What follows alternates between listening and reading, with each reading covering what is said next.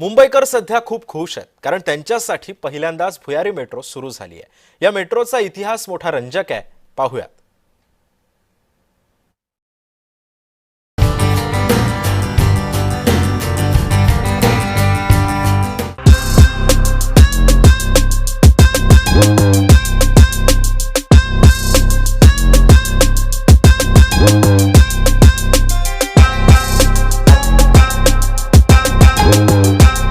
दोन ते अडीच कोटी लोकसंख्येचं शहर। आतापर्यंत या संपूर्ण शहराची वाहतूक प्रामुख्याने केवळ 3 लोकल मार्गावर अवलंबून होती। लोकलचा प्रवास हा वेळ वाचवत असला तरी तो फार क्वचितच सुखकर आणि आरामदायी असतो। यावर उपाय एकच, मेट्रो।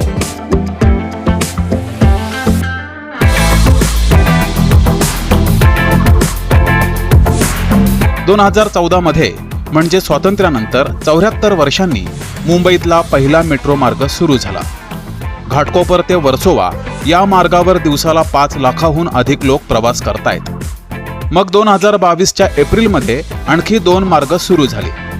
तरी देखील दक्षिण मुंबई आणि पश्चिम उपनगरांना जोडणारा मेट्रो मार्गाची प्रतीक्षा कायम होती।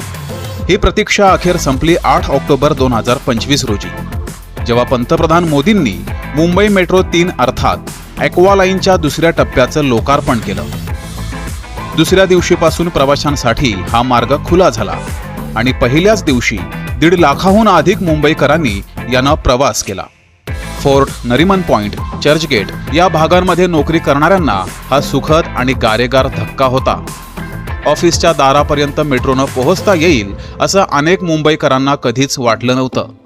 मुंबई मेट्रो रेल कॉर्पोरेशनच्या MD अश्विनी भिडे यांचं प्रचंड कौतुक झालं आणि आजही होतंय, कारण इतकी घनदाट लोकवस्ती, 24 तास वाहनांची रहदारी, अन्य अनेक अडथळे या सगळ्याचा सामना करून मुंबईच्या पोटातून 33.5 किलोमीटरची मेट्रो पूर्ण करून दाखवणं हे खरंच कौतुकास्पद होतं। दक्षिण मुंबईत धावणारी ही पहिली मेट्रो काही दशकांपूर्वी कुलाबा आणि कफ परेड येथे देखील रेल्वे जायची। कालांतरानं रेल्वे मार्ग चर्चगेट पर्यंत सीमित झाला। त्यामुळे विधान भवन, मंत्रालय, कफ परेड या व्यावसायिक भागांमध्ये रेल्वेचे रूळ पोहोचत नव्हते। भुयारी मेट्रोमुळे हे भाग पुन्हा जोडले गेलेत। या शो मध्ये आपण या मेट्रोतून फेरफटका देखील मारून येणार आहोत, मात्र त्याआधी या मार्गाची तांत्रिक माहिती पाहूयात। एकूण लांबी 33.5 किलोमीटर, स्थानकांची संख्या 27, एकूण खर्च 37,276 कोटी, प्रत्येकी 8 डब्यांच्या 42 ट्रेन, खोली जमिनीखाली 20 ते 25 मीटर, बोगद्यांचा व्यास 5.5 मीटर, प्रत्येकी 1400 टन वजनाच्या 17 टनेल बोरिंग मशीनचा वापर, बोगद्यांमध्ये तब्बल 40,000 कॉन्क्रीट रिंग्सचा वापर, 6 स्थानकं कट अँड कव्हर पद्धतीनं उभारली, उर्वरित 21 स्थानकं नो ऑस्ट्रियन टनेलिंग मेथडनं बनवली।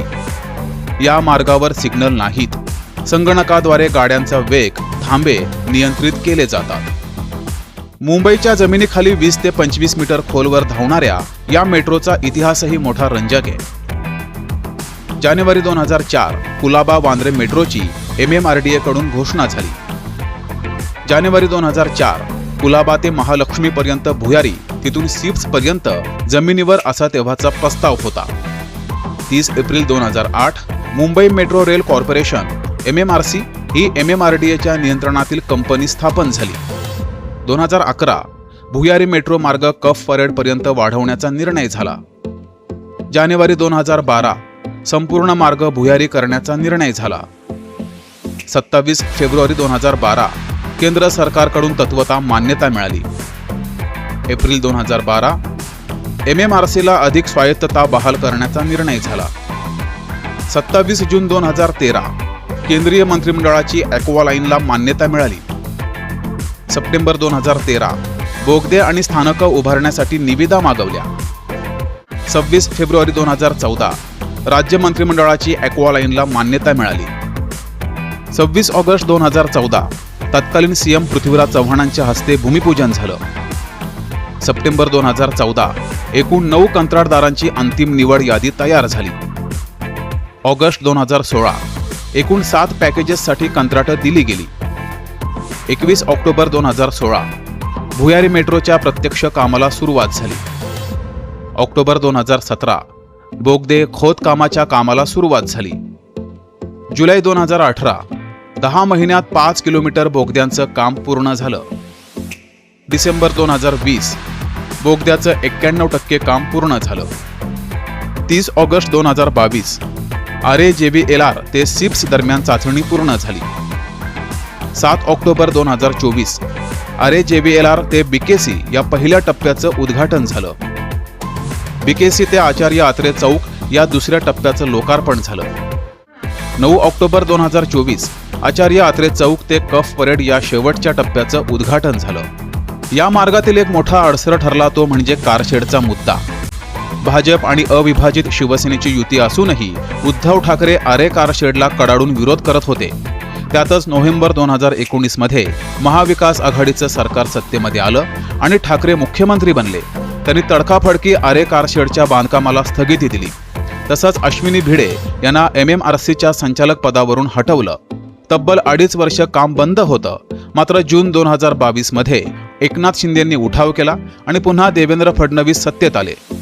शपथविधीनंतर फडणवीसांनी पहिला शासन निर्णय काढला तो होता आरे कारशेडचं काम पुन्हा सुरू करण्याचा आणि अश्विनी भिडेंना पुन्हा MD नेमण्याचा.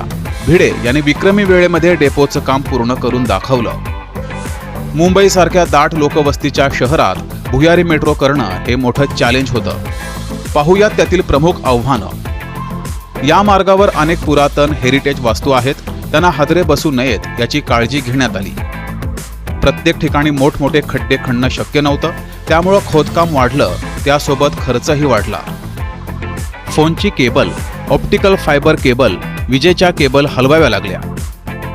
मुंबईची जमीन ही काही किलोमीटरनं बदलते, म्हणजे माती आणि खडक यांचे वेगवेगळे प्रकार आढळतात. पावसाळ्यामध्ये अनेक ठिकाणी कामाच्या जागेत पाणी आत शिरायचं, ते पंपानं बाहेर काढणं मोठं आव्हान होतं. कर्मचाऱ्यांच्या सुरक्षेला सर्वाधिक प्राधान्य होतं, म्हणूनच काम सुरू असताना एकही अपघात घडला नाहीये. या मेट्रोचे फायदे सांगावे तेवढे कमीच आहेत. त्याचं सर्वात मोठं कारण म्हणजे रस्त्यांच्या रुंदीकरणाला असलेल्या मर्यादा आणि त्यामुळं होणारी प्रचंड वाहतूक कोंडी. दुसरी महत्त्वाची बाब म्हणजे लोकल ट्रेनवरील भार कमी झालाय. ग्राफिक्सच्या माध्यमातून नजर टाकूयात भुयारी मेट्रोचे प्रमुख फायदे काय आहेत त्यावर. CSMT ते विधान भवन प्रवासासाठी शहर टॅक्सी चालकांची मुजोरी सहन करायची आता गरज नाहीये. CSMT इथून फोर्ट, चर्चगेट, नरिमन पॉइंटला जाताना कडक ऊन, मुसळधार पावसात बसची वाट पाहण्याची गरज नाहीये. दक्षिण मुंबईतील वाहतूक कोंडी टाळणं शक्य झालंय. मुंबई विमानतळापासून दादर, वरळी, गिरगाव फोर्टला थेट जाता येत आहे. अंधेरी, विलेपार्ले, सांताक्रूज, वांद्रेच्या पूर्व भागामध्ये राहणाऱ्या नागरिकांना रेल्वे स्थानकापर्यंत जाण्याची गरज नाहीये. दक्षिण मुंबईतून थेट मरोळ, जोगेश्वरी, पवई, कांजूरमार्गला पोहोचणं अधिक सोपं होत आहे. लोकल ट्रेनचा भार कमी करण्यास मदत होतीये. पश्चिम द्रुतगती मार्गावरील गाड्यांचा प्रचंड भार कमी होण्यास मदत झाली आहे. काही महिन्यातच T2 विमानतळ स्थानकात मेट्रो बदलून गोरेगाव, बोरिवली, मीरा रोड पर्यंत जाता येणार आहे. एवढी सगळी माहिती पाहिल्यावर आता आपण या मेट्रोतून एक फेरफटका मारून येऊया आमचे प्रतिनिधी शुभम उमाळे यांच्यासोबत.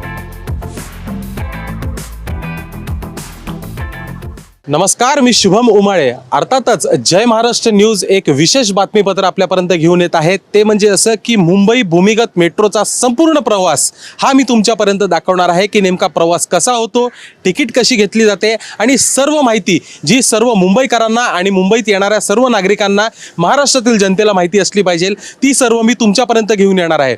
अर्थातच भूमिगत मेट्रो मुंबईची ही सुरू झालेली आहे आणि मोठा प्रतिसाद जो आहे तो मुंबईकरांचा मिळत आहे. अक्षरशः गर्दी देखील होऊ लागली आहे असं देखील मी ऐकलंय. नेमका हे काय आहे, याच्या मागे फॅक्ट्स काय आहेत, हे सर्व गोष्टी जाणून घेणार आहे मी आणि तुमच्यापर्यंत पण पोहोचवणार आहे. त्यापूर्वी सुरुवात करूयात आपण मुंबईतलं सर्वात पहिलं मेट्रो स्टेशन, भूमिगत मेट्रो स्टेशन कफ परेड मेट्रो स्टेशन पासून. आणि अर्थातच मी जे शेवटचं स्टेशन आहे आरे मिल्क कॉलनी जे गोरेगावमध्ये आहे तिथपर्यंत प्रवास करणार आहे आणि A to Z माहिती मी तुमच्यापर्यंत देणार आहे. मेट्रोचा प्रवास समजा तुम्ही करताय तर तो कशा पद्धतीने करावा, तिकीटचा दर किती आहे आणि संपूर्ण माहिती मी तुम्हाला देणार आहे. मी आता आहे कफ परेड या स्टेशनवर या कफ परेड स्टेशनपासून मी माझी सुरुवात करतोय आणि माझं शेवटचं स्थानक RAJVLR असणार आहे.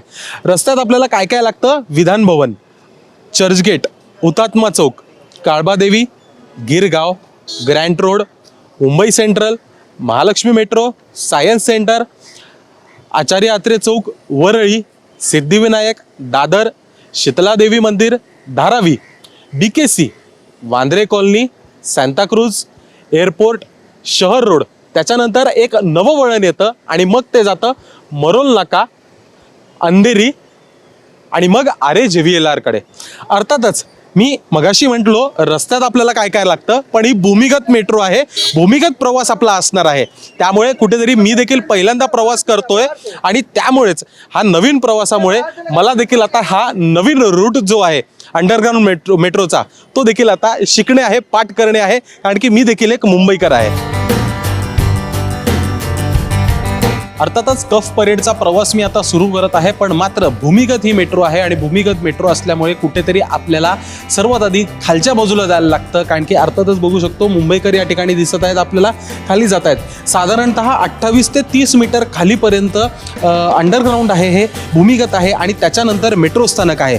त्यामुळे समजा काही ठिकाणी वेगवेगळे प्रवेशद्वार आहेत. आता हा जो प्रवेशद्वार आहे माझ्यासाठीचा, त्यासाठी इथे पायऱ्या लागलेल्या आहेत, पण माझ्या बाजूलाच एक्सिलेटर आहे इकडे, ज्यामुळे नागरिक जे आहेत वर चढताना आपल्याला या इलेक्ट्रिक एक्सिलेटरवर दिसत आहेत.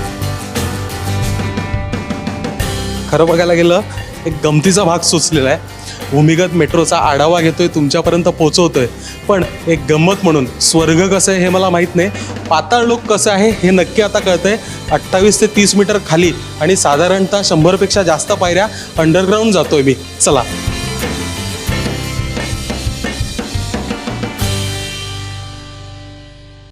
भूमिगत मेट्रो स्टेशनसाठी आता मी देखील भूमिगत ठिकाणी आलेलो आहे आणि अर्थातच आल्या आल्या सर्वात पहिले या ठिकाणी काही नियमावली आहेत, ते देखील त्याच्यावर देखील लक्ष ठेवणं आपण गरजेचं आहे आणि त्याची देखील अंमलबजावणी करणं आपण अत्यंत गरजेचं आहे.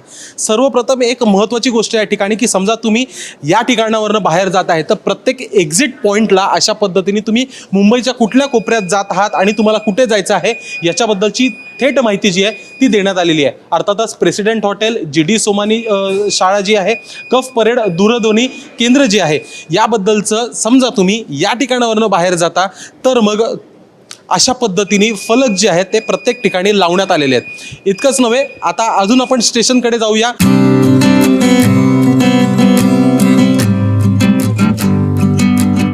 स्वागत आहे तुमचं भूमिगत मेट्रोमध्ये, ॲक्वा लाईनमध्ये. आणि अर्थातच मेट्रोचा प्रवास आपण करतोय त्याआधी आपण जाऊयात स्टेशन कंट्रोल रूम. माझ्या बाजूला दिसतंय, मला वाटलं पहिले तिकीट काउंटर असेल, पण स्टेशन कंट्रोल रूम आहे, याचा देखील आढावा घेण्याचा प्रयत्न आपण करूयात.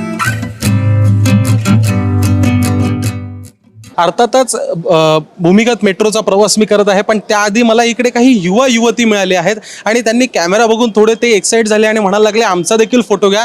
मी त्यांना केलंय उभं आणि आता मी त्यांना विचारणार, बाबा तू कुठून आलेला आहेस, कुठे जाते आहे? मेट्रो सुरू झाली आहे, आज 6वा दिवस आहे मेट्रोचा. मी मुलुंडमध्ये राहतो आणि इथे माझं कॉलेज आहे KM कुंदरानी.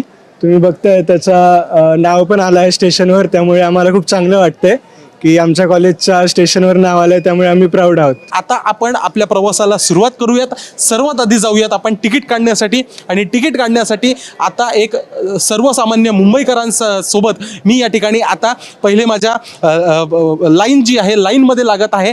तिकीट मी काढणार आहे, त्याचे दर काय आहेत, आपल्याला प्रवास करायचा आहे शेवटच्या स्थानकापर्यंत, त्यामुळे आपल्याला किती दर लागतोय, आपल्याला किती कर लागतोय हे देखील आपण आता तपासूयात.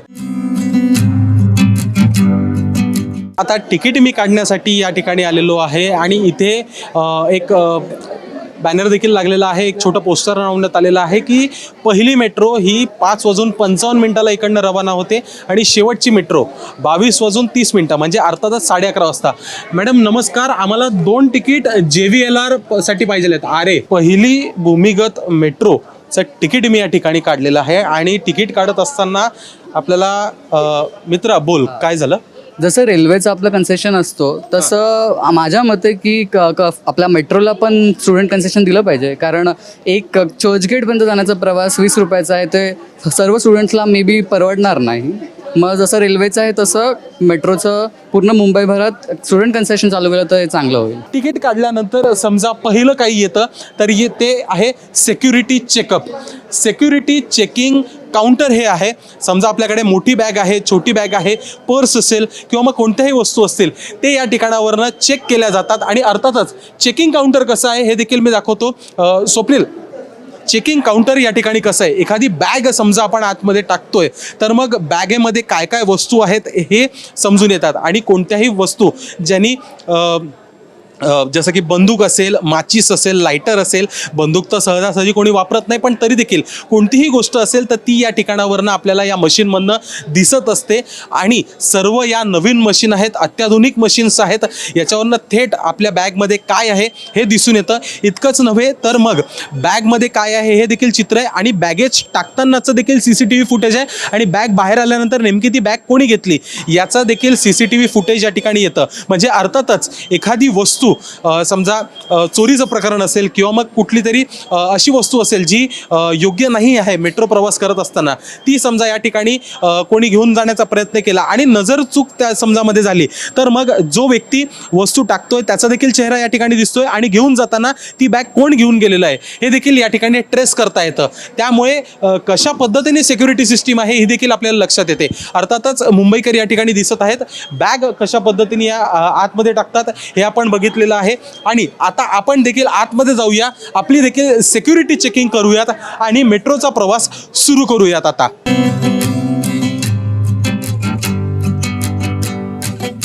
हे बारकोड जे आहेत आता आपल्याला इथून पुढे स्कॅन करायचे आहेत. आणि ज्यावेळेस आपला प्रवास संपतो त्यावेळेस आपल्याला हे पुन्हा एकदा स्कॅन करायचे असतात आणि मग स्टेशनच्या बाहेर पडायचं असतं. त्यामुळे एकदा तुम्ही आत जाताना समजा हे स्कॅन केले तर हे आपल्या प्रवासाच्या शेवटपर्यंत आपल्या सोबत ठेवायचे असतात. ही देखील एक महत्त्वाची माहिती आहे.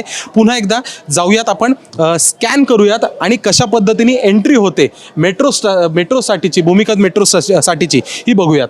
अर्थातच हे स्कॅनर आहे, याच्यावर हे बारकोड आहे ते आता आपण स्कॅनरवर ठेवतोय.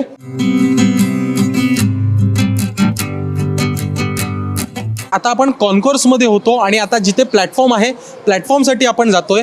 या ठिकाणी आपल्याला तिकीट भेटल्या होत्या. या ठिकाणी प्रसाधनगृह आहे, सर्व कस्टमर सर्व्हिस डेस्क आहे, कंट्रोल रूम आहेत, सिक्युरिटी चेकअप या ठिकाणी होतं. आणि ते सर्व झाल्यानंतर आता आपण खाली प्लॅटफॉर्मकडे जातो. प्लॅटफॉर्मकडे मी आता जातोय आणि मग मुंबई भूमिगत मेट्रोनी जो आहे ही प्रवास माझा या ठिकाणावरनं करणार आहे. दक्षिण मुंबईमधलं हे पहिलं स्टेशन आहे कफ परेड. आणि इकडनं सर्व मेट्रोज ज्या आहेत त्या आपल्याला गोरेगावकडे, आरेकडे जाताना दिसून येणार. पहिली मेट्रो ट्रेन ज्याच्यामधनं मी देखील प्रवास करत आहे आणि तुमच्या सर्वांपर्यंत पोचवत आहे ती आता मला येताना दिसत आहे. तिचा लाईट मला या ठिकाणी दिसलेला आहे. त्यामुळे आता आपण मेट्रोचा प्रवास करणार आहोत. थेट मी तुम्हाला दाखवतो भूमिगत मेट्रो कशी ती दिसते, कसे तिचे दृश्य आहेत.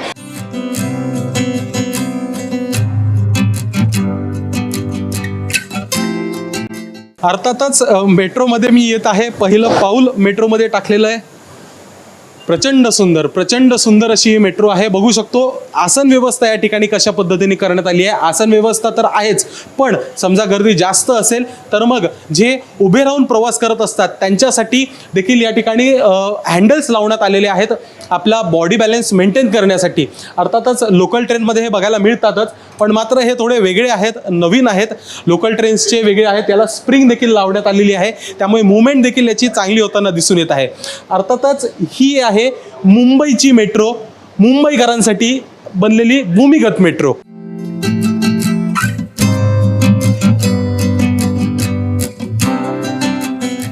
प्रवास माझा सुरू झालेला आहे. मी निघालो आहे कफ परेडपासून RAJVLR कडे आणि मी टायमिंग देखील माझ्या मोबाईलमध्ये लावलेली आहे की आपल्याला किती वेळ लागतो याचा अचूक अंदाज आणि अचूक वेळ ही मी सध्या घेणार आहे.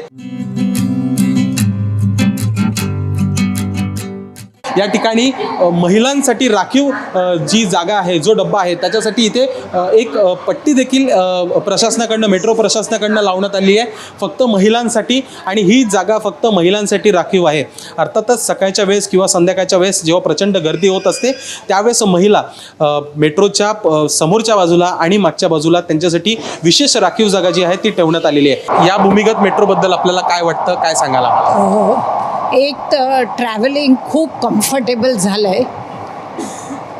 ट्रॅव्हलिंग खूप कम्फर्टेबल झालं आहे आणि ऑक्टोबर हीटमध्ये खूप मोठी रिलीफ झाली.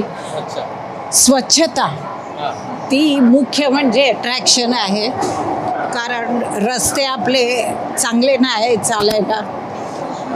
ट्रेनमध्ये गर्दी असते आणि दुसरं म्हणजे मुंबईकरांना एवढे टॅक्स देऊन खूप वर्षानंतर एवढी चांगली सुविधा मिळाली.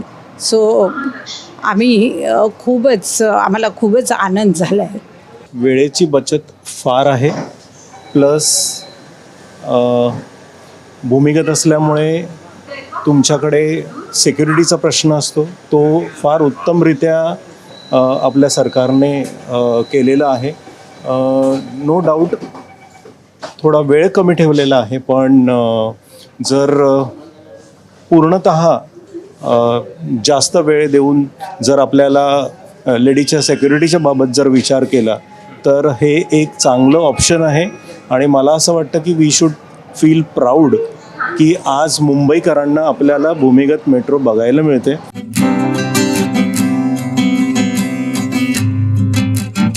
आपला प्रवास जो आहे तो आता या ठिकाणी संपलेला आहे.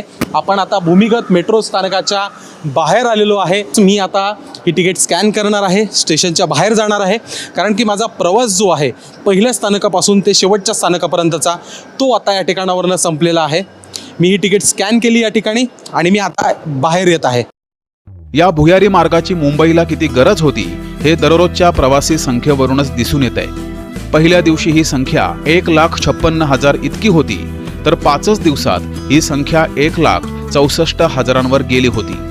अन्य मेट्रो मार्ग मेट्रो 3ला जोडल्यावर ही संख्या अधिकच वाढणार आहे. या निमित्तानं मुंबईमध्ये अजून कोणकोणत्या मेट्रो मार्गांची कामं सुरू आहेत आणि कुठले मार्ग प्रस्तावित आहेत त्यावर सुद्धा एक नजर टाकूया. मेट्रो 2B मार्ग DN नगर ते मंडाले, लांबी 23.64 किलोमीटर, 2025च्या अखेरीस सुरू होणार आहे. मेट्रो 4 मार्ग गायमुख ठाणे ते वडाळा, लांबी 32.32 किलोमीटर, संपूर्ण मार्ग 2027 पासून सुरू होईल. मेट्रो 5 मार्ग ठाणे भिवंडी कल्याण, लांबी 45.70 किलोमीटर, पहिला टप्पा 2026 मध्ये सुरू होणार आहे. मेट्रो 6 मार्ग लोखंडवाला ते कांजूर, लांबी 15.18 किलोमीटर, 2026 अखेरीस सुरू होणार आहे. मेट्रो 7A मार्ग गुंदवली ते आंतरराष्ट्रीय विमानतळ, लांबी 3.40 किलोमीटर, डिसेंबर 2026 पर्यंत सुरू होईल. मेट्रो 8 मार्ग मुंबई विमानतळ ते नवी मुंबई विमानतळ, लांबी 35 किलोमीटर, 2031 पर्यंत सुरू होईल. मेट्रो 9 मार्ग दहिसर ते मीरा भाईंदर, लांबी 11.38 किलोमीटर, 2026च्या सुरुवातीला सुरू होईल. मेट्रो 10 मार्ग मीरा रोड ते गायमुख ठाणे, लांबी 9.20 किलोमीटर, 2028 पर्यंत सुरू होईल. मेट्रो 11 मार्ग वडाळा ते गेटवे ऑफ इंडिया, लांबी 17.50 किलोमीटर, 2030 पर्यंत सुरू होईल. मेट्रो 12 मार्ग कल्याण ते तळोजा, लांबी 22.17 किलोमीटर, 2027 पर्यंत सुरू होईल. मेट्रो 13 मार्ग मीरा रोड ते विरार, लांबी 23 किलोमीटर, 2031 पर्यंत सुरू होईल. मेट्रो 14 मार्ग विक्रोळी ते बदलापूर, लांबी 39 किलोमीटर, 2032 पर्यंत सुरू होईल. मुंबई देशाची आर्थिक राजधानी असल्यानं इथं ही मेट्रो खरं तर 40 वर्षापूर्वीच होणं गरजेचं होतं. मात्र तेव्हाच्या सरकारनं आणि अधिकाऱ्यांनी याचं महत्त्व ओळखलं नाही. ते महत्त्व ओळखलं मुख्यमंत्री देवेंद्र फडणवीस यांनी. सरकारचं कुठे चुकलं की माध्यमं टीका करतात, तसं चांगलं काम केल्यावर कौतुक करणं देखील क्रमपात्र आहे. फडणवीस यांनी अश्विनी भिडेंना कामात मोकळीक दिली, अधिकार दिले, आर्थिक पाठबळ उभं केलं, केंद्र सरकारच्या हव्या असलेल्या सर्व परवानग्या आणल्या, राजकीय विरोध सहन केला, टीका सहन केली, पण मेट्रो 3 प्रकल्पाला असलेला त्यांचा पाठिंबा त्याने कधीच कमी केला नाही. म्हणूनच फडणवीसांना अनेक जण डेव्हलपमेंट मॅन म्हणतात. या निमित्तानं मुंबईत आणि आसपास सुरू असलेले महत्त्वाचे पायाभूत प्रकल्प पाहूयात. Mumbai Ahmedabad bullet train, Vandre Virar coastal road, Mankhurd ते ठाणे फ्रीवे, ठाणे ते समृद्धी महामार्ग कनेक्टर, अटल सेतू ते Mumbai Pune expressway connector, Virar Alibag corridor, Mulund Goregaon link road भुयारी मार्ग, गायमुख ठाणे ते दहिसर भुयारी मार्ग, पातलीपाडा ठाणे ते बोरिवली भुयारी मार्ग, ठाणे कोस्टल रोड, ठाणे ते नवी मुंबई विमानतळ उन्नत मार्ग, ठाण्यातील घोडबंदर रोडचं विस्तारीकरण, शिवडी वरळी उन्नत मार्ग, ऑरेंज गेट ते मरीन ड्राईव्ह बोगदा आणि ऐरोली ते काटई नाका मार्ग. या सगळ्याचा अर्थ एकच, येत्या काही वर्षांमध्ये मुंबई हे खऱ्या अर्थानं जागतिक दर्जाचं शहर बनणार आहे आणि त्यात मुंबई मेट्रो 3 सारख्या भुयारी प्रकल्पांची भूमिका ही देखील महत्त्वाची असणार आहे. शुभम उमाळेसह आमेय चुंबळे, जय महाराष्ट्र, मुंबई.